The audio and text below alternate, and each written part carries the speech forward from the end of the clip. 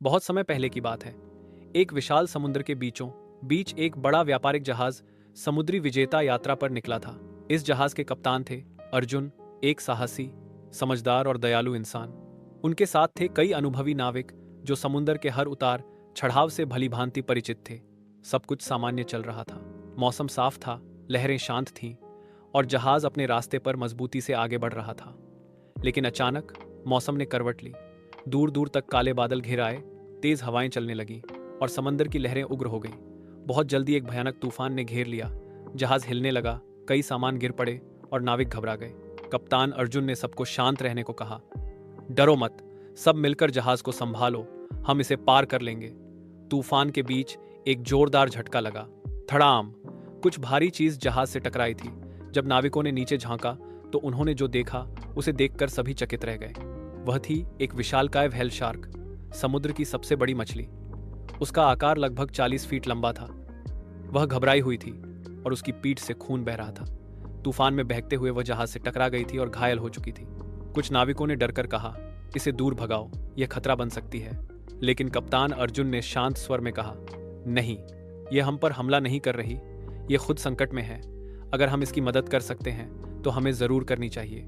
नाविकों को कप्तान की बात पर पहले तो विश्वास नहीं हुआ, पर फिर उन्होंने मिलकर व्हेल शार्क की मरहम पट्टी की। रस्सियों और पट्टियों से उसका घाव बांधा गया। उसे खाने के लिए मछलियां दी गईं। शार्क कुछ समय बाद शांत हो गई और धीरे धीरे आराम करने लगी। तूफान धीरे धीरे थम गया, लेकिन अब नई समस्या सामने आई। जहाज का दिशा निर्देश यंत्र, कंपास और नेविगेशन सिस्टम खराब हो चुका था। चारों ओर सिर्फ पानी था और कोई दिशा समझ नहीं आ रही थी। जहाज खो गया था। तभी वही व्हेल शार्क धीरे धीरे जहाज के आगे आकर तैरने लगी, जैसे कि वह कोई रास्ता दिखा रही हो। कप्तान अर्जुन ने कहा, शायद यह हमें किसी सुरक्षित जगह ले जाना चाहती है, चलो इसके पीछे चलते हैं। कुछ नाविकों ने विरोध किया, क्या हम एक मछली की बात मानेंगे?